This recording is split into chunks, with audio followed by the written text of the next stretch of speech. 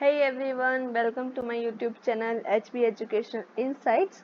अभी हमने इस अपने YouTube चैनल पे दो चैप्टर, सबसे पहला चैप्टर जो cell the unit of life था वो करा, उसके बाद हमने एनिमल टिश्यू करा। ये हमारा चैप्टर नंबर 3 है, cell cycle and cell division. इस पूरे चैप्टर में जो भी प्रोसेस होते हैं एक सेल को डिवाइड होने में इनटू टू, एक माइनर से माइनर डिटेल में हम इसको चैप्टर में पढ़ते हैं। पूरी सेल साइकिल के बारे में, कैसे सेल डिवाइड करती है उसके बारे में। चलो स्टार्ट करते हैं आज की पहली क्लास। जो भी इम्पोर्टेंट पॉइंट होएगा, जो बच्चे नए आए हैं जिन्होंने पहले के दो चैप्टर नहीं देखे हुए हैं, मैं बता दूं जो इम्पोर्टेंट पॉइंट होता है उसको मैं मार्क कर देती हूँ और हाईलाइट कर देती हूँ, और कोई इम्पोर्टेंट पॉइंट ऐसा होता है तो मैं उसको साइड में लिख के भी बता देती हूँ। सो चलो आज एक इस चैप्टर को स्टार्ट करते हैं एनसीईआरटी रीडिंग सेशंस में। Are you aware that all organisms, even the largest, start their life from a single cell? आपको पता है कितना भी बड़ा ऑर्गेनिज्म हो, हम एज अ ह्यूमन भी देखें तो हम ह्यूज ऑर्गेनिज्म है, हमारे अंदर मिलियंस ऑफ सेल्स हैं, और मिलियंस ऑफ सेल किससे बनी है? ऑन द स्टार्ट पॉइंट एक सिंगल सेल से मिलके बनी हुई है। वो ये लिखा हुआ है, you may wonder how a single cell then goes to form such large organism. वही आप मतलब चैप्टर इसी बारे में कि एक सिंगल सेल से क्या ऐसे प्रोसेसेस होते हैं कि इतने लार्ज ऑर्गेनिज्म बन जाते हैं। Growth and reproduction are characteristics of cell indeed in of all living organism. देखो ये वाला पॉइंट कि ग्रोथ और रिप्रोडक्शन दोनों क्या है? सेल की कैरेक्टरिस्टिक फीचर्स हैं जो कि हर ऑर्गेनिज्म में, हर लिविंग ऑर्गेनिज्म में मिलते ही मिलते हैं। All cell reproduce by dividing into two. Cell कैसे रिप्रोड्यूस करती है? एक सेल से दो सेल बना के, dividing into two, with each parental cell giving rise to two daughter cell. एक जो पेरेंटल होगी, जो दो सेल्स को राइज करेगी, वो एक पेरेंटल होगी, और जो न्यू सेल्स बन के आएंगी वो क्या होंगी? डॉटर सेल्स होंगी। Each time they divide, they newly formed daughter cell can themselves grow and divide, giving rise to new cell population that is formed by growth and division of single parent cell and its progeny. In other words, such cycle of growth and division allow single cell to form a structure of million of cell। चलो मैं इसको पूरे को एक बार draw करके समझाने के बाद, देखो यहाँ पे एक मेरे पास सिंगल सेल थी, है ना। इस सिंगल सेल, ये जो पूरा पैराग्राफ है ना, मैं आपको उसी को समझा रही हूँ यहाँ पे, ठीक है। ये सिंगल सेल है, इसको हम क्या बोलेंगे? मैं पी से डिनोट करती हूँ, ये पेरेंटल सेल है, ठीक है। पेरेंटल सेल से क्या हुआ? दो न्यू डॉटर सेल बनी।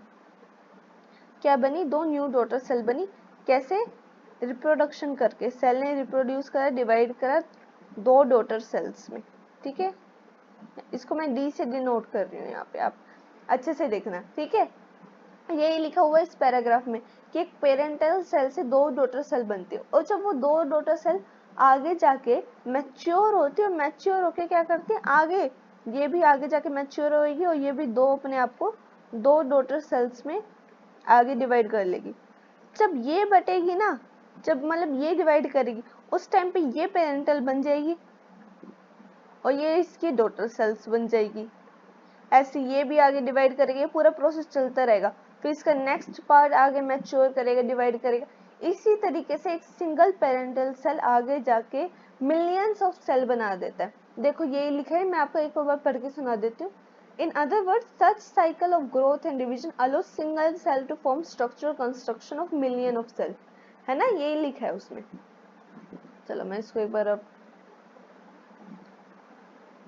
चलो आगे पढ़ते हैं सेल साइकिल में।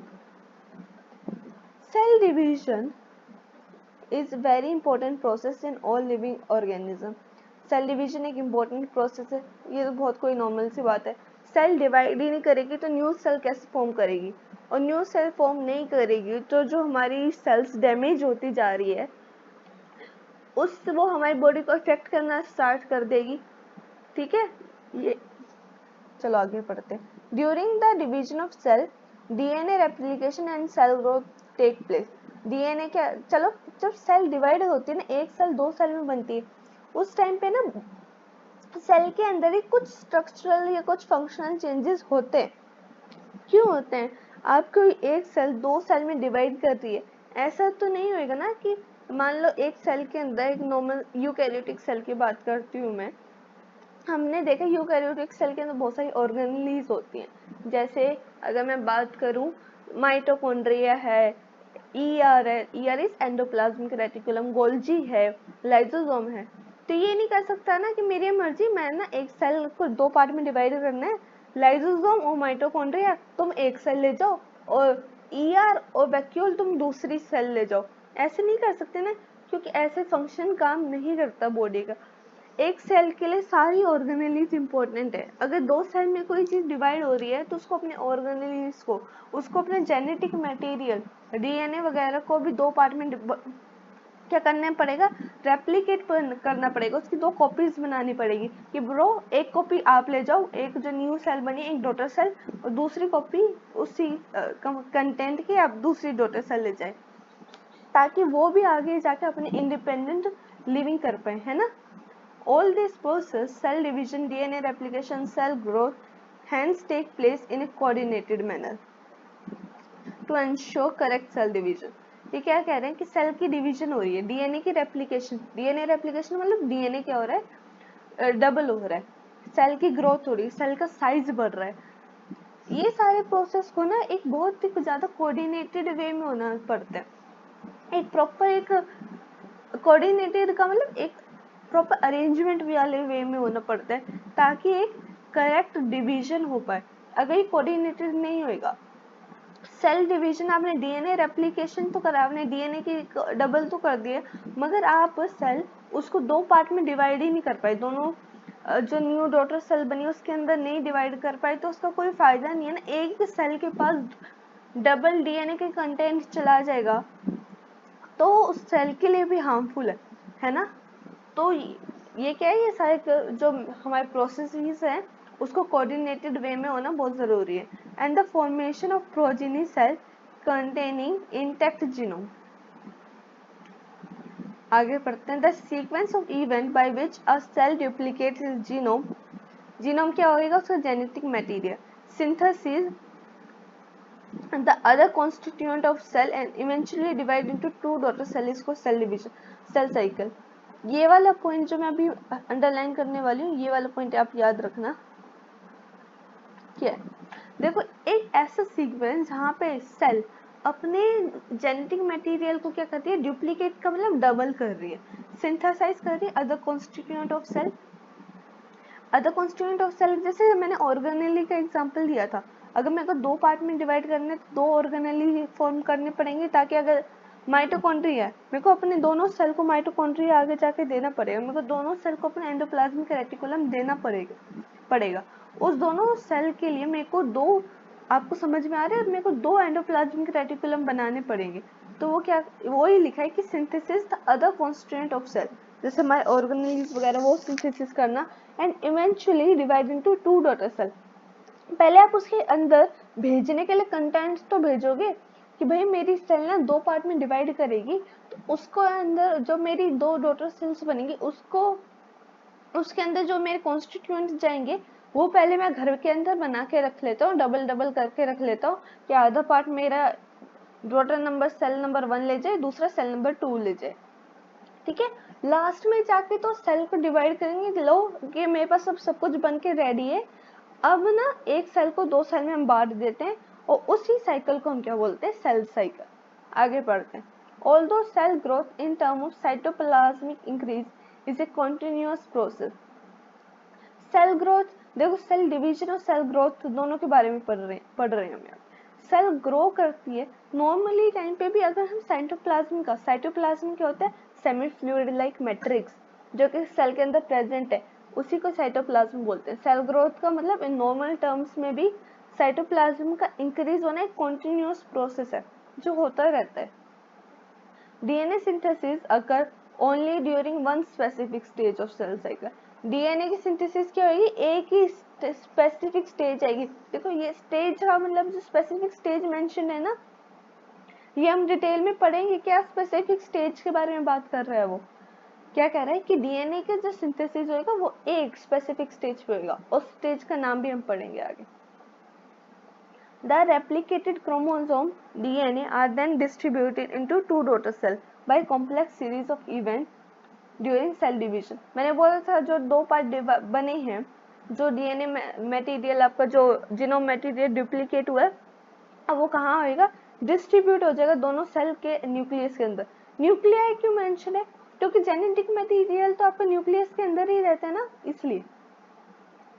बाय कॉम्प्लेक्स, ये प्रॉपर कॉम्प्लेक्स क्यों लिखा है, क्योंकि कुछ स्टेप्स होते हैं सेल साइकिल में, वो स्टेप्स फॉलो करने के बाद ही आपकी सेल डिवाइड करेगी, इसलिए कॉम्प्लेक्स सीरीज ऑफ इवेंट्स लिखा है वहाँ पे। These events are themselves under genetic control. ये सारे इवेंट्स भी अपने आप में किसके अंदर अंडर कंट्रोल होते हैं, जेनेटिक कंट्रोल के अंदर ही आते हैं। चलो फेजेस ऑफ सेल साइकिल देखेंगे, ये वाला पार्ट बहुत ज्यादा इजी है। मैं आज आपको कहाँ तक करवाऊंगी, मैं आपको ये एम फेज के ऊपर के टॉपिक करवाऊंगी। आप एम फेज में एक ही साथ करवाऊंगी आपको एक ही दिन में, क्योंकि ये सारा का सारा बहुत डिटेल्ड एम फेज अगर मैंने आज करवाया तो ये क्लास बहुत लंबी हो जाएगी। आज स्टार्ट करते हैं फेजेस ऑफ सेल साइकिल से। चलो let me please change its colour. A typical eukaryotic cell is illustrated by human cell in culture. These cells divide once in approximately 24 hours। देखो अभी इन्होंने क्या एग्जांपल दे रखा है यहाँ पे, किसका, ह्यूमन सेल का। मैं यहाँ पे टेक्स्ट बॉक्स बना के एक इम्पोर्टेंट पॉइंट आपका यहाँ पे मेंशन कर देती हूँ।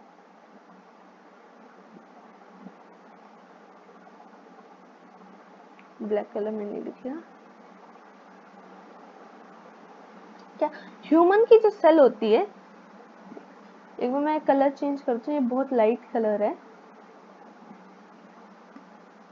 ह्यूमन की जो सेल होती है ना, हमारे ह्यूमंस की सेल को अगर 1 से 2 में डिवाइड करना है तो उसे कितना टाइम लगता है, 24 घंटे 24 आवर, मतलब एक दिन के आसपास का टाइम लगता है।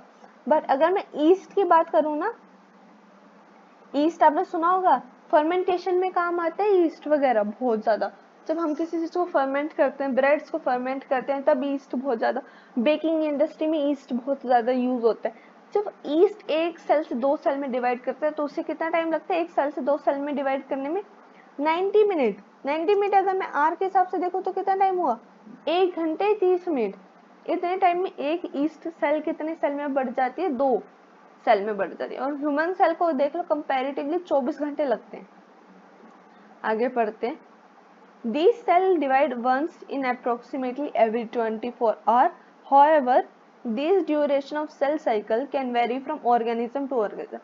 वही बोल रहा है कि ये जो आपको टाइमिंग दिख रही है, ये ड्यूरेशन जो दिख रही है सेल की डिवाइड होने में, ऑर्गेनिज्म टू ऑर्गेनिज्म वेरी कर सकती है। From cell type to cell type, अगर प्रोकैरियोटिक है तो उसका अलग लगेगा, यूकैरियोटिक है, यूकैरियोटिक यूजुअली यूकैरियोटिक के अंदर बहुत सारे ऑर्गेनेल्स होते हैं, बहुत सारे अदर कंपोनेंट्स होते हैं, तो कंपैरेटिवली उसको ज़्यादा टाइम लगता है। ईस्ट की बात करें अगर हम, तो ईस्ट का क्या है, कितने 90 मिनट्स में, वो मैंने आपको पहले ही लिख के बता दिया। ठीक है, आगे पढ़ते हैं। The cell cycle is divided into 2 basic phases. देखो ये अब आया बहुत इंपॉर्टेंट पॉइंट और बहुत easy point. I will say ना, मेरे को बहुत इजी वाला पॉइंट लगता है ये समझना और समझाना दोनों, कि सेल जब डिवाइड करती हैं तो 2 बेसिक फेजेस होते हैं। सबसे पहले इंटरफेज और दूसरा होता है M phase, mitotic phase. Interphase क्या है, माइटोटिक फेज क्या है, दोनों पढ़ेंगे। बट मैं आपको ना बेसिक पूरे एनसीईआरटी रीडिंग करने से पहले आपको बता देती हूँ। देखो इंटरफेस क्या हुआ, इंटरफेस ना वो फेज है जब एक टाइप से अगर मैं बोलूँ कि सेल ना रेडी हो रही है डिवाइड करने से पहले, अपने आप को डिवाइड करने से पहले क्या हो रही है, रेडी हो रही है। रेडी का मतलब अपना साइटोप्लाज्म इंक्रीज कर रही है, साइटोप्लाज्मिक कंटेंट इंक्रीज कर रही है, अपना डीएनए सिंथेसिस कर रही है, क्या कर रही है, डीएनए को डुप्लीकेट कर रही है, डीएनए अपना डबल कर रही है। ठीक है, जेनेटिक मटेरियल इंक्रीज कर रही है। तीसरा अपनी ऑर्गेनेलीज वगैरह को, जो हमारी ऑर्गेनेलीज है उसको डिवाइड कर रही है, कुछ ऐसे प्रोटीन बना रही है जो पूरे के पूरे सेल डिवीजन के लिए नेसेसरी है। तो वो सारा काम जो होता है ना, अपने आप को प्रिपेयर करना, कि चलो हाँ आगे जाके सेल डिवाइड होने वाली है, मैं अपने आप को पहले से प्रिपेयर करके रखती हूँ। वो वाला फेज क्या है? इंटरफेज है। एम फेज क्या है? एम फेज है जहाँ पे एक्चुअली एक सेल दो सेल में डिवाइड कर रही होती है, वो क्या होएगा मेरा? M phase, mitotic phase. देखो आगे पढ़ते हैं। The M phase represent the phase when actual cell division occur. मैंने क्या बोला? एम फेज में क्या होती है? Actual cell division M phase में होती है। एंड और mitosis occur and the interphase represent the phase between two successive M phase. Interphase के दो सक्सेसिव एम फेज के बीच का स्टेज है। चलो मैं आपको एक बार ये डायग्राम के थ्रू बता देती हूँ। यहाँ पे ये मेरी एक सेल है जिसका मेन काम क्या है? सेल डिवीजन में एक सेल से दो सेल में डिवाइड करना। यही तो मेरी सेल डिवीजन होती है ना। अब मान लो मेरी ये सेल है, सेल नंबर 1 कहती हूँ मैं जिसे। ये सेल नंबर 1 मेरी इसके अंदर के कंटेंट को बढ़ा रही है। ये क्या हुआ? इंटरफेस, मतलब अपने अंदर के जो कंटेंट है इसको मान लो सेल का साइज इंक्रीज कर रही है। अंदर के इसके कुछ कंपोनेंट है उसको डुप्लीकेट कर रही है अपने अंदर। जेनेटिक मटेरियल का डुप्लीकेशन हो रहा है, रेप्लिकेशन हो रहा है। ये सारा काम कहाँ होता है? इंटरफेस के अंदर। अब वो जब डुप्लीकेट हो गया, रेप्लिकेट हो गया, अब ये सेल क्या करेगी? आगे जाके जब दो एक्चुअल में जो एक्चुअल स्टेज है जहाँ पे दो पार्ट में आगे जाके डिवाइड करेगी, वो क्या होगा? आपका एम फेज।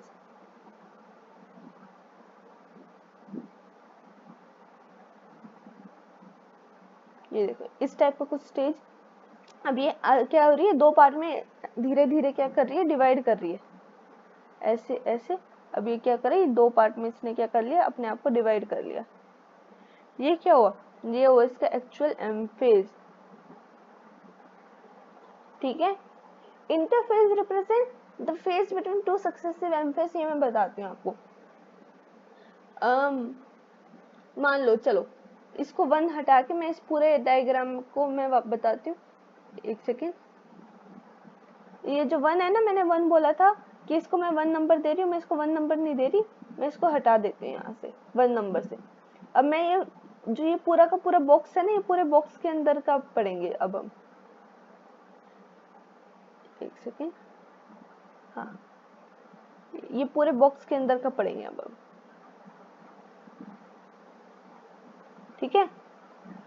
इसमें क्या, मान लो ये मेरी सेल थी, इसने दो पार्ट में डिवाइड करा। ठीक है। ये क्या दो पार्ट में डिवाइड करने वाला फेज मैंने क्या बताया था? M phase. ठीक है। एम फेज के बाद इसी सेल को मान लो मैं इस सेल की स्टडी कर रही हूँ, ये वाली सेल की स्टडी कर रही हूँ। ये वाली सेल मैंने आपको क्या करके इस सेल के आगे की डिवीजन दिखाई मैंने। अब ये सेल क्या करेगी? बड़ी हुई, ये सेल मैच्योर हुई, जो ग्रीन कलर से मेंशन्ड है मैंने, ये सेल बड़ी हुई, मैच्योर हुई, इसने अपने अंदर के सारे कंपोनेंट्स को डुप्लीकेट करा, रेप्लिकेट करा, और इसने आगे जाके अपने आप क्या कर ली? माइटोसिस कर ली या एम फेज कर ली, जिसमें एक्चुअल में दो पार्ट में डिवाइड होगी। अब आप ये देखो कि दो एम फेज, ये पहले वाला भी एम फेज है जहाँ पे एक्चुअल डिवीजन हुआ था, ये दूसरे वाला भी एम फेज है जहाँ पे एक्चुअल डिवीजन हुआ था। दोनों एम फेज के बीच में आने वाला फेज क्या है? इंटरफेज। इंटरफेज वही फेज जहाँ पे दो सेल डिवाइड अपने आप के, मतलब दो सेल, एक सेल अपने आप को क्या कर रहा है? अपने अंदर के जो कंटेंट है उसको क्या कर रही है? डिवाइड कर रही है, और उसके अपने अंदर के कंटेंट को क्या कर रही है? इंक्रीज कर रही है। ठीक है। ये बात आपको जो interphase represent phase between two successive M phase है, ये आगे भी बहुत डिटेल में आपको जब पूरे चैप्टर पढ़ोगे ना, वो अपने आप आपको और क्लियर होती जाएगी वर्डिंग्स वगैरह। ठीक है। आगे चलो अब करते हैं। It is a significant to note that in 24-hour average duration of cell cycle, human cell division proper last for only 1 hour. देखो ये क्या लिखा है कि 24 घंटे की हमारी ह्यूमन सेल की सेल डिवीजन है, ये तो हमने देख लिया था। कितने घंटे की? हमारी 24 घंटे की। तो 24 घंटे में से ना, जो मैंने एक्चुअल एम फेज बोला, एम फेज क्या बोला था मैंने? जहाँ पे एक्चुअल डिवीजन हो रही, वो सिर्फ कितने घंटे के लिए लास्ट करते हैं? 1 घंटे के लिए। 1 घंटे में पूरी सेल को डिवाइड हो जाती है, पूरी सेल 1 घंटे के अंदर डिवाइड हो जाती है आपकी। जो फिर आप बोलोगे कि बच्चे 23 घंटे का मतलब क्या है? आपने तो बोला कि पूरी एवरेज सेल साइकिल का ड्यूरेशन आपको 24 घंटे। जब हमारी सेल साइकिल क्या होती है? एक सेल को दो पार्ट में डिवाइड करना, वो अगर 1 घंटे में ही हो ही रहा है, तो ये बचे हुए 23 घंटे का काम क्या है, तो 23 घंटा वो इंटरफेस है जो हम आगे पढ़ने वाले हैं ना। इंटरफेस में क्या क्या होता है, वो 23 घंटा उस इंटरफेस की बात करते हैं, इंटरफेस ही रहते 23 घंटे में। The interphase last for more than 95% duration of the cell cycle. अगर 24 घंटे की सेल साइकिल थी तो उसका 95% टाइम तो किसके पास ही रहा, इंटरफेस के पास। बच्चों और लास्ट का 1 घंटा था ना, उसमें ही हुआ एक्चुअल एमफेज। एमफेज मतलब सेल डिवीजन। ठीक है, आगे बढ़ते हैं।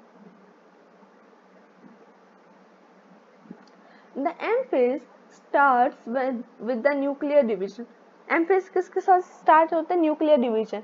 न्यूक्लियर मतलब पहले क्या होता है, दो न्यूक्लियस दो पार्ट में डिवाइड करेगा। न्यूक्लियस क्या होता है, सेल के अंदर न्यूक्लियस होता है ना, ब्रेन ऑफ सेल, जो सेल की सारी एक्टिविटीज को मॉनिटर करता है, वो न्यूक्लियस सबसे पहले एम फेज में डिवाइड होएगा। Corresponding to separation of daughter chromosome. क्या करेगा, क्रोमोसोम मैंने आपको बताया था, क्रोमोसोम क्या होता है, एक टाइप का डीएनए की जब फोल्डिंग हो जाती है और एक क्रोमोसोम नाम का क्या बनता है, स्ट्रक्चर बनता है। क्रोमोसोम नाम का स्ट्रक्चर मैंने आपको दिखाया भी था सेल वाले जो हमने पढ़ा था, उसमें हमने बहुत डिटेल में पढ़ा था, cell the unit of life chapter में। क्रोमोसोम कैसे होते हैं, डीएनए से बनता है आगे क्रोमोसोम, उसकी फोल्डिंग से, सुपर कोइलिंग से, है ना, ये होता है ऐसे क्रोमोसोम जो होते हैं हमारे। तो क्या करते हैं, ये जो हमारा पेरेंटल का क्रोमोसोम था वो क्या करेगा, डॉटर क्रोमोसोम में दो पार्ट में डिवाइड हो जाएगा। इसे क्या बोलते हैं, कैरियोकाइनेसिस। कैरियो का मतलब होता है सेल, और काइनेसिस का मतलब होता है डिवीजन। सॉरी, कैरियो का मतलब होता है न्यूक्लियस और काइनेसिस का मतलब होता है डिवीजन। तो कैरियोकाइनेसिस मतलब न्यूक्लियस का डिवीजन। ठीक है, and usually and with the division of cytoplasm. पहले न्यूक्लियस डिवाइड करा, फिर क्या डिवाइड करा आपका, साइटोप्लाज्म। साइटोप्लाज्म के डिवीजन को क्या बोलते हैं, साइटोकाइनेसिस। अगर आप चाहते हो तो मैं यहाँ पे साइड में ये मेंशन भी कर लेती हूँ, ये वाला पॉइंट, कैरियोकाइनेसिस क्या होता है, साइटोकाइनेसिस क्या होता है ना बेटा। Karyokinesis,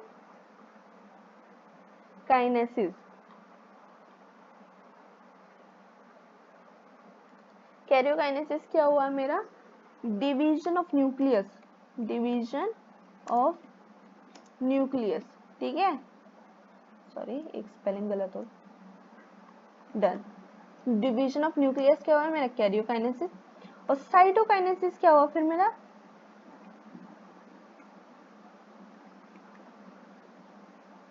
cytokinesis division of cytoplasm. और ये जो मैंने ऑर्डर में लिखा है ना, यही ऑर्डर होता है। पहले क्या होता है मेरा कैरियोकाइनेसिस, पहले पे पार्ट पे क्या होगा मेरा कैरियोकाइनेसिस, और दूसरे पार्ट में मतलब पहले मेरी सेल डिवाइड होगी, सॉरी न्यूक्लियस डिवाइड होएगा, उसके बाद मेरा साइटोप्लाज्म डिवाइड हो जाएगा। अल्टीमेटली मेरी सेल दो पार्ट में डिवाइड हो जाएगी, है ना। द इंटरफेस दो कोल्ड रेस्टिंग फेस, ये वाली बात देखो बहुत इंपॉर्टेंट है। इंटरफेस का ना एक और नाम बोला उन्होंने, इसको मैं ना जस्ट अ सेकेंड, इंटरफेस का नाम क्या बोला, रेस्टिंग फेस।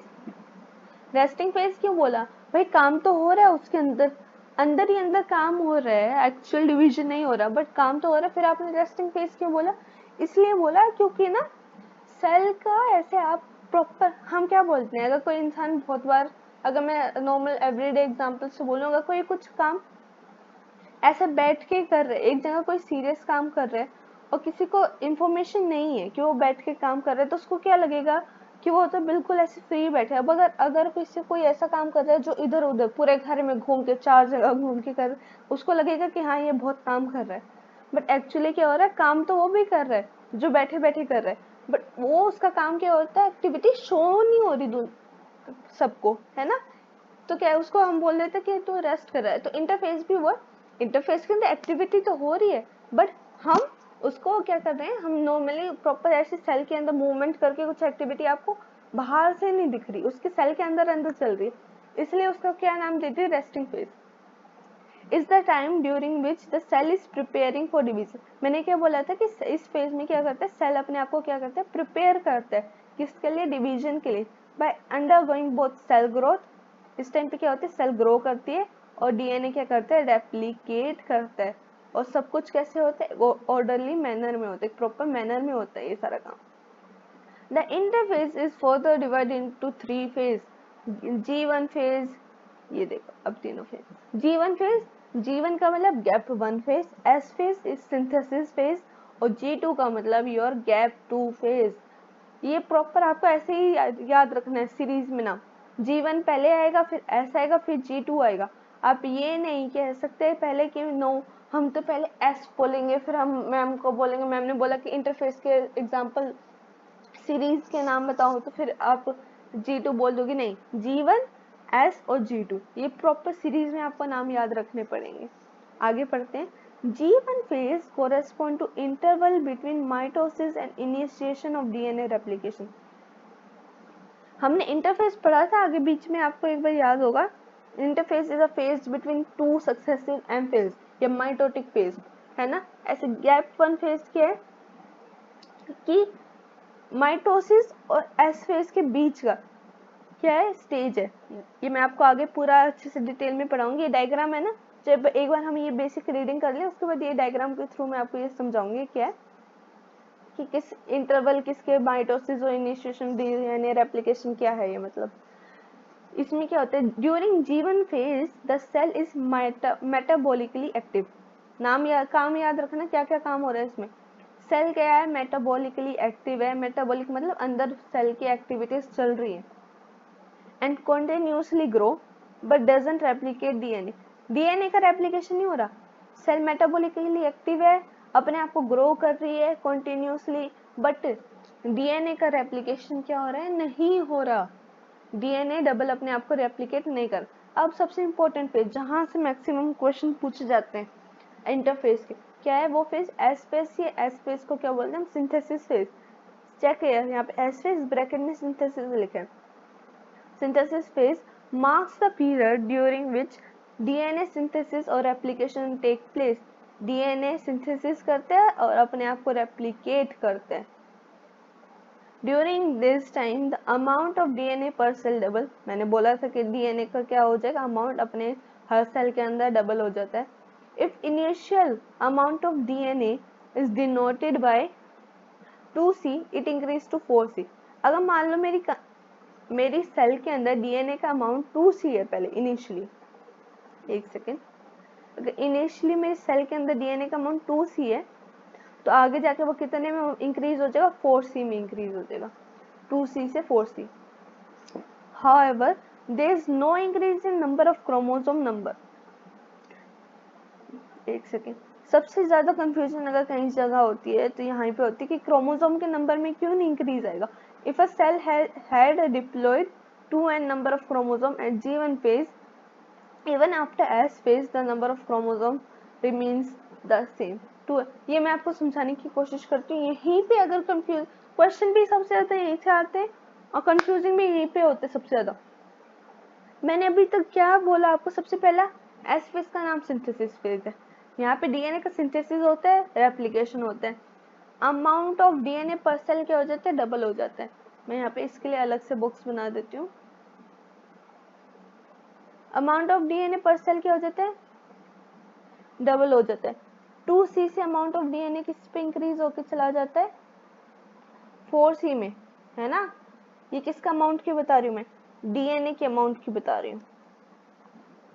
बट ये क्या लिख रहा है कि क्रोमोसोम का नंबर ना सेम ही रहते हैं, क्रोमोसोम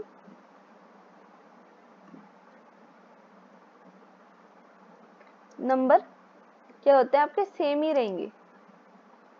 अब ये सेम क्यों रहेगा, अगर ये बोलो, अगर आपको डिप्लॉइड हैप्लॉइड पता है क्या होता है, अगर किसी को पता है तो पहले से, नहीं पता तो मैं बता देती हूँ। डिप्लॉइड हैप्लॉइड करके दो टाइप की सेल्स होती है, डिप्लॉइड, नीचे कौन सी, हैप्लॉइड। दो टाइप की सेल्स होती है डिप्लॉइड हैप्लॉइड करके। डिप्लॉइड सेल को कैसे रिप्रेजेंट करते हैं हम, 2n से, और हैप्लॉइड सेल को n से। ठीक है, ये सेल्स होती है डिप्लॉइड हैप्लॉइड सेल्स। ठीक है, वो कह रहे हैं कि क्रोमोसोम का नंबर सेम ही रहेगा। आपने डीएनए को रेप्लिकेट करके डबल कर लिया, बट क्रोमोसोम कैसे होते हैं आपने देखे होंगे, क्रोमोसोम ऐसे होते हैं ना,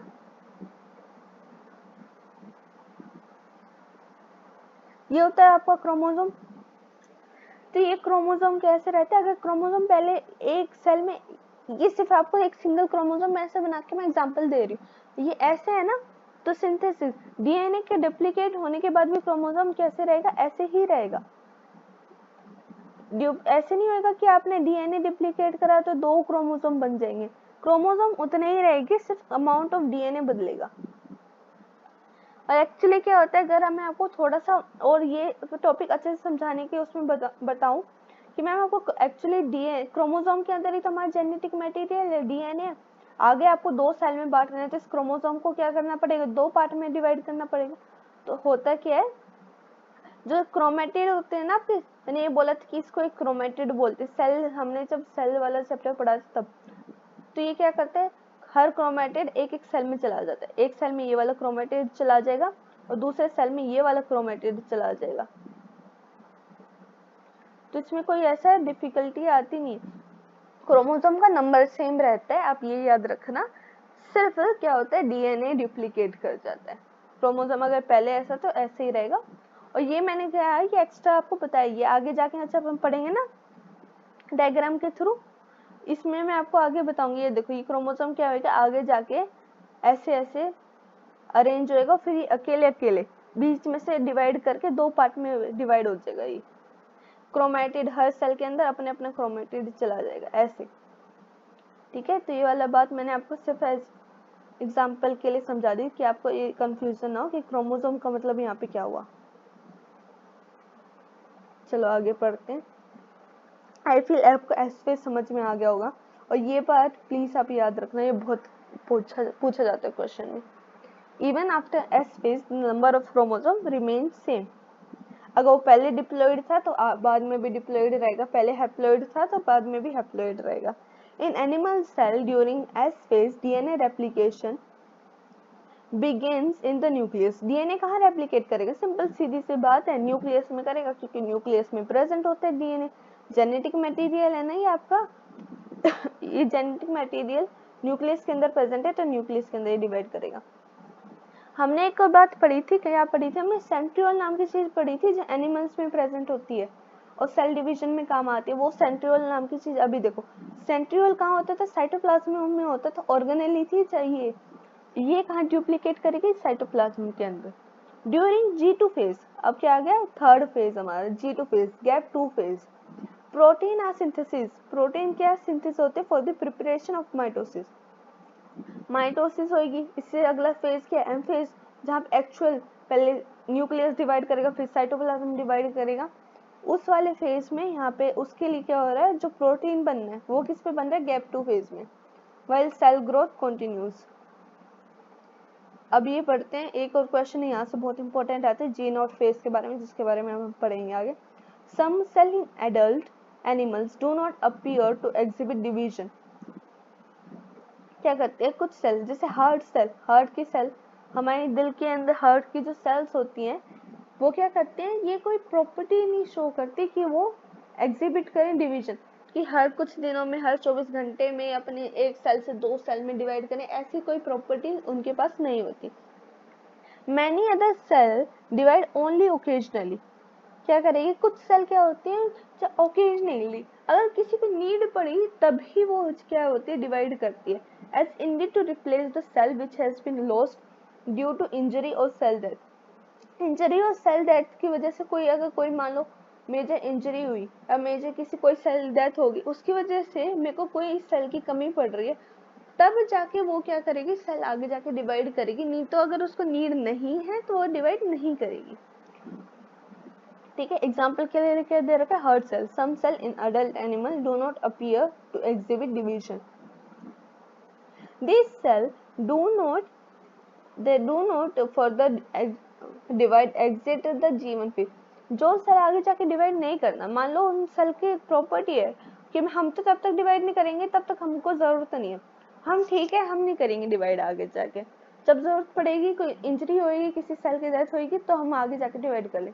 तो वो सेल क्या करते हैं, exit G1 phase, G1 phase जो होता है ना हमारा, उसको छोड़ देते हैं, वहां से एग्जिट ले लेते हैं।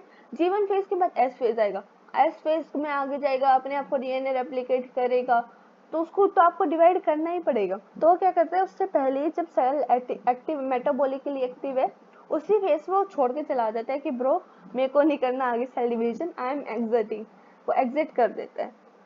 To enter an inactive stage, और कहाँ एंटर कर देता है, एक इनएक्टिव स्टेज में, एक सेकेंड, और कहाँ एंटर कर जाता है वो, एक इनएक्टिव स्टेज में। उस इनएक्टिव स्टेज का नाम क्या है, क्वेश्चन स्टेज। आप ये याद रखना, G naught stage of cell cycle कहते हैं उसको। जी नोट वाला फेज, अगर कोई cell G naught phase show कर रही है तो मतलब वो सेल नॉर्मल वे में डिवाइड नहीं करती, उसको जब नीड होगी वो तब कर लेगी। वो सेल जीवन फेज छोड़ के आ रखी है। Cell in this stage remain metabolically active. ऐसा नहीं है कि वो काम करना छोड़ देगी, सब काम करेगी भाई, उसको अपनी लाइफ को कंटिन्यू करना है तो उसको मेटाबॉलिकली एक्टिव रहना पड़ेगा, उसको अपने सारे नेसेसरी फंक्शंस करने पड़ेंगे। बट वो क्या छोड़ देती, सिर्फ डिवाइड नहीं करती, वो बाकी वो सारा काम करती है। But no longer proliferate unless called on to do so. और कब तक प्रोलिफरेट नहीं करेगी, जब तक उससे कहा नहीं जाएगा। Depending on requirement of organism, किसके ऊपर डिपेंड करता है, रिक्वायरमेंट ऑफ ऑर्गेनिज्म। ऑर्गेनिज्म को रिक्वायरमेंट है तो वापिस से सेल साइकिल वाले फेज में क्या करेगी, एंटर करेगी और फिर डिवाइड करेगी। ठीक है, ये भी मैं सब आपको ना प्रॉपर ये इस डायग्राम को थ्रू आपको बहुत अच्छे से समझ में आ जाएगा।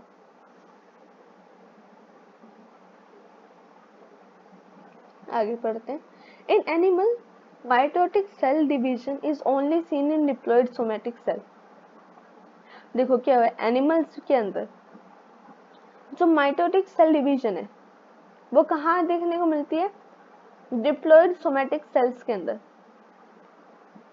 नाम याद रखना कि एनिमल्स में कहाँ देखने को मिलते हैं, डिप्लॉयड सोमेटिक सेल्स के अंदर। However, few exception to these where haploid cell divide by mitosis. For example, male honeybees. Against this, plant can show mitotic division in both haploid and diploid cells. From your recollection of alternation of generation, chapter 3 identify. चलो ये ma'am, ये para क्या है, last para क्या दे रखे है इसने, last para में ना इन्होंने क्या दे रखा है, एग्जाम्पल दे रखे हैं। मैं एक टाइप से यहाँ पे टेस्ट वापस से बना देती हूँ। किस चीज के एग्जाम्पल दे रखे हैं, एग्जाम्पल दे रखे हैं कि एनिमल सेल में कौन कौन डिवाइड करता है और प्लांट सेल में माइटोसिस के थ्रू कौन कौन डिवाइड करते हैं। देखो अगर एनिमल सेल की बात है तो एनिमल सेल में ना ज्यादातर क्या करते हैं, जो डिप्लॉयड होते हैं, डिप्लॉयड की जगह मैं ना आपको यहाँ पे देखो डिप्लॉयड का मैंने 2n दिखा रखा है, तो मैं यहाँ पे 2n लिख देती हूँ। एनिमल्स में क्या करेगा, और 2n somatic cell, diploid somatic cell mitosis के थ्रू डिवाइड करेगी। एक्सेप्शन क्या है इसके अंदर, एक्सेप्शन है male honey bee. Male honey bee क्या एक्सेप्शन है ना, मैं आपको बताऊं। जब मेल हनी बी के अंदर हम ना एक चैप्टर आता है 12th के अंदर, 12th के अंदर जो चैप्टर है उसमें मेल हनी बी के और फीमेल हनी बी के दोनों के बारे में पढ़ते हैं, जहाँ पे हम ये देखते हैं कि मेल हनी बी एक हैप्लॉइड सेल है। मेल हनी बी के जब गैमेट्स बनते हैं ना, गैमेट्स हैप्लॉइड बनाने नेसेसरी होते हैं, तो अगर कोई चीज हैप्लॉइड पहले से है उसको हैप्लॉइड बनाना है तो उसके लिए क्या करते हैं, माइटोसिस वाला फॉर्मूला यूज करते हैं। माइटोसिस होती है तब जाके हैप्लॉइड से हैप्लॉइड बनता है। ठीक है, तो ये एग्जांपल मेल हनी बी के एक काइंड ऑफ एक्सेप्शन है।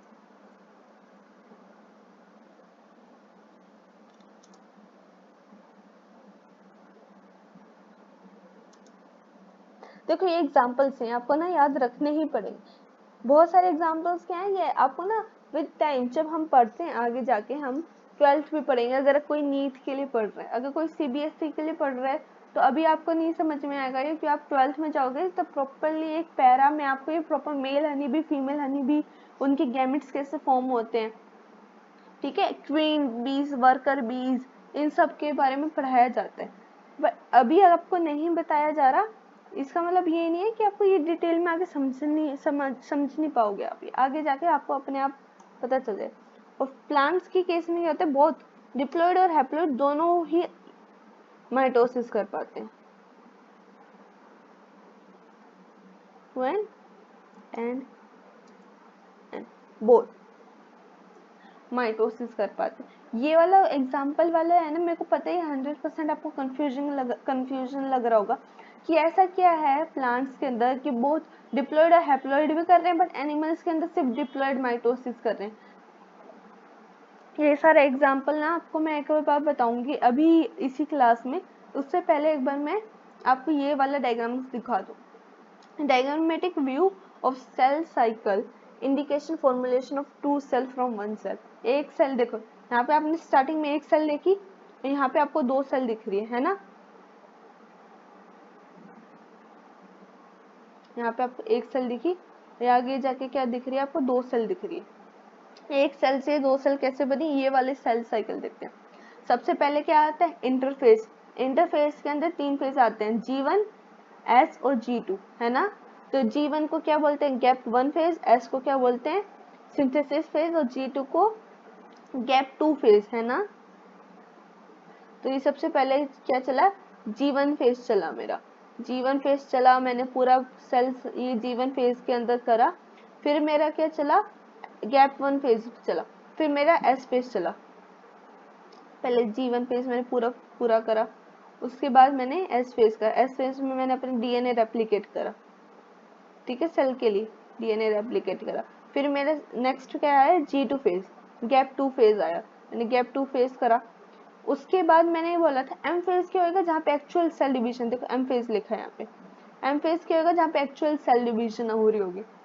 M फेज के अंदर क्या होगा, पहले कैरियोकाइनेसिस, फिर साइटोकाइनेसिस। कैरियो मतलब न्यूक्लियस का डिवीजन, और साइटो मतलब साइटोप्लाज्म का डिवीजन। मैंने यहाँ पे लिखा हुआ है आपको, पहले पे कैरियोकाइनेसिस, दूसरे पे साइटोकाइनेसिस। पहले पे अगर आप देखोगे तो यहाँ पे कुछ प्रोफेज, मेटाफेज, एनाफेज, टीलोफेज करके चार चीज लिखी है। ये क्या है, ये कुछ नहीं है, ये कैरियोकाइनेसिस के अंदर के पार्ट है, ठीक है। कुछ कैरियोकाइनेसिस एक स्टेप है, तो उस अंदर के सब स्टेप्स हैं ये, प्रोफेज, मेटाफेज, एनाफेज, टीलोफेज। ये चार फेज पूरे होंगे तो मतलब न्यूक्लियस आपने डिवाइड कर लिया, कैरियोकाइनेसिस आपका हो गया। फिर यहाँ पे देखो पिंक कलर के अंदर साइटोकाइनेसिस लिखा है। फिर क्या हुआ, आपका साइटोप्लाज्म डिवाइड हुआ, और साइटोप्लाज्म डिवाइड हो गया तो ये देखो आपको मेंशन कर रखा है डायग्राम में कि दो सेल में पार्ट में डिवाइड होगी आपकी सेल, ठीक है। ये आपको क्या दिखा, आपको एम फेज का मतलब सेल साइकिल का पूरा डायग्रामेटिक रिप्रेजेंटेशन आपको ये इसमें दिख गया, है ना। एक सेकेंड, हाँ। बट आपने यहाँ पे देखो एक सर्कल से रिपीट बना के जी नोट लिखा हुआ है उसके बीच में। हमने जी नोट क्वेश्चन फेज में पढ़ा था कि गैप 1 फेज में क्या है कि किसी सेल को डिवाइड नहीं करना होता आगे जाके, तो G1 फेज को क्या करती है, लीव करती है। G1 फेज है मेरा, G1 फेज को छोड़ के कौन चलेगी, सेल चलेगी, और वो जी नोट फेज में चलेगी। तो यहाँ पे इसको एज अ सर्कल में करके बीच में जी नोट लिखा हुआ है। ये वाला फेज अगर किसी को उसको वापस से नीड होगी तो वापस से G1 फेज में एंटर कर जाएगी, और आगे जाके वो अपना पूरा सेल साइकिल मेंटेन कर लेगी। आपको ये समझ में आ गया होगा। अब यहाँ पे देखो, मैंने बोला था आपको, मैं एग्जांपल एक बार वापस से रिपीट करूंगी मैं क्या बोलना चाहती हूँ। मेरे को लगा कि मैंने अच्छे से आपको एक बार एक्सप्लेन करना चाहिए। देखो माइटोसिस और मियोसिस करके दो चीज होती है। देखो ये आपने एम फेज दिख रहा होगा यहाँ पे आपको। एम फेज के अंदर ना, कल आज नहीं पढ़ेंगे कल पढ़ेंगे, मैं आपको बताऊँ। एम फेज के अंदर आते हैं दो टाइप के एम फेज होते हैं। एक में होता है हमारा माइटोसिस, एक होता है हमारा मियोसिस। पहले माइटोसिस पढ़ेंगे, उसके बाद एक देखो ये म्यूसिस चीज करके मेंशन है यहाँ पे। म्यूसिस आपको दिख रहा होगा यहाँ पे। म्यूसिस क्या है, ये भी एक टाइप का डिवीजन है सेल साइकिल में। इसमें भी सेल एक सेल से आगे जाके डिवाइड करती है, बट क्या होता है म्यूसिस में एक सेल से चार सेल बनते हैं।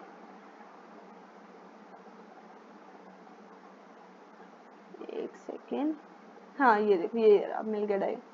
एक सेल से बाद में आगे जाके क्या बनते हैं, चार सेल बनते हैं। और माइटोसिस में एक सेल से आगे जाके दो सेल बनता है। ये देखो माइटोसिस से आगे जाके एक सेल से दो सेल बन गए, और मियोसिस में क्या होता है आगे जाके एक सेल से चार सेल बनते हैं। दोनों के प्रोसेस अलग है, दोनों अलग अलग टाइप के सेल डिविजन्स हैं। हम माइटोसिस पढ़ते हैं ना, जब मान लो माइटोसिस में क्या होता है, मैं आपको एक कल भी पढ़ाऊंगी, बट मैं आपको अभी पढ़ा देती हूँ, थोड़ा सा इंपॉर्टेंट है, क्योंकि आपको अगर नहीं तो समझ में नहीं आएगा एग्जाम्पल किस हिसाब से दिए गए हैं। माइटोसिस में ना, जब हम माइटोसिस पढ़ते हैं तो माइटोसिस कैसे, अगर माइटोसिस को पहले आपने कोई चीज दी तो वो आपको ना डबल कॉपी बना के देगा, बिल्कुल सेम बना के देगा। अगर मान लो मैंने उसको पहले 2n नाम की एक डिप्लॉइड सेल दी, क्या दी मैंने उसको, डिप्लॉइड सेल दी मैंने उसको एक, कि मेरे को ना एक डिप्लॉइड सेल दी है मैंने आपको, आप इससे मेरे को दो डिप्लॉइड, तो दो सेल बना के दो, तो आगे जो दो सेल बनेंगे वो भी डिप्लॉइड क्या होगी, वो भी 2n डिप्लॉइड ही होगी दोनों सेल। बट मियोसिस क्या होता है, मियोसिस में ना, मियोसिस में अगर मैंने आपको डिप्लॉइड दी है ना, कि मैंने डिप्लॉइड सेल दी है, तो आगे जाके आप मेरे को सेल डिवीजन करके दिखाओ, तो एक तो वो दो सेल नहीं बनेगा, एक से वो 4 सेल बनाएगा। क्या करेगा वो, एक से 4 सेल बनेगा, और चारों के चारों सेल डिप्लॉइड नहीं होंगे, हैप्लॉइड होगी, उसका जो नंबर है ना वो उसको हाफ कर देगा। N n n n n क्या होता है, हैप्लॉइड होता है ना, मैंने आपको बताया था। तो 2n से 4 हैप्लॉइड सेल बना के देगा। और माइटोसिस क्या है, 2n है, दो बना के देगा, और दोनों के दोनों बिल्कुल सेम अपने पेरेंट्स जैसी होगी। मियोसिस क्या है, 4 बना के देगा, और उसका जो नंबर होगा ना, क्रोमोसोम नंबर, वो क्या होगा, n, जैसे अगर पहले डिप्लॉइड है तो हैप्लॉइड करके दे देगा, हाफ करके दे देगा। माइटोसिस के कंपैरिजन में तो ये डिवीजन मेन ये डिफरेंस होता है माइटोसिस और मियोसिस के बीच में। माइटोसिस के अगर मान लो कहीं पे कट लगा आपकी स्किन के अंदर, तो आपको वैसी ही सेल स्किन लेयर चाहिए ना जैसे पहले थी, है ना। मान लो स्किन के ऊपर आपको कहीं कट लग गया एक्सीडेंटली, तो आपको वैसी स्किन का वो लेयर चाहिए जैसे आपका पहले था। माइटोसिस होएगा उस केस में, है ना। मेरा को बाद में भी डिप्लॉइड ही चले, मेरी सेल पहले ऐसे डिप्लॉइड में थी, मेरे को अभी भी डिप्लॉइड में चाहिए। कोई बात कट होने के बाद वो प्लेटलेट्स वगैरह बन के वापस एक नई लेयर बन जाती है ना। तो सोमैटिक सेल्स क्या होंगी, हमारी बॉडी की नॉर्मल सेल जो है। जर्म सेल्स आपने पढ़ा होगा, जर्म सेल्स क्या होती है, जर्म सेल्स वो सेल्स होती हैं जो गैमेट फॉर्म करने में काम आती है, उसमें होता है मियोसिस। नॉर्मल हमारी बॉडी की सेल्स होती है, उसमें क्या होता है, माइटोसिस। एक्सेप्शन याद रखना, मेल हनी भी मेनली डिप्लॉइड में होता है एनिमल्स के अंदर, हैप्लॉइड में नहीं होता। हैप्लॉइड केस हम कम पढ़ते हैं, और हनी प्लांट्स के अंदर डिप्लॉइड और हैप्लॉइड दोनों में माइटोसिस होता है। ये मैंने ना थोड़ा सा ओवर जाके आपको हल्का सा एक्सप्लेन करने की कोशिश करी। ये एग्जाम्पल है, आपको एग्जाम्पल आपको याद ही रखने पड़ेंगे, बट ये मेनली मैंने ना थोड़ा बहुत समझाने की कोशिश करी थी आपको। आई होप ये आपको समझ में आ गया। आई एम श्योर जब हम ये चैप्टर एंड करेंगे तब तक आपको ये बहुत अच्छे से समझ में आ जाएगा।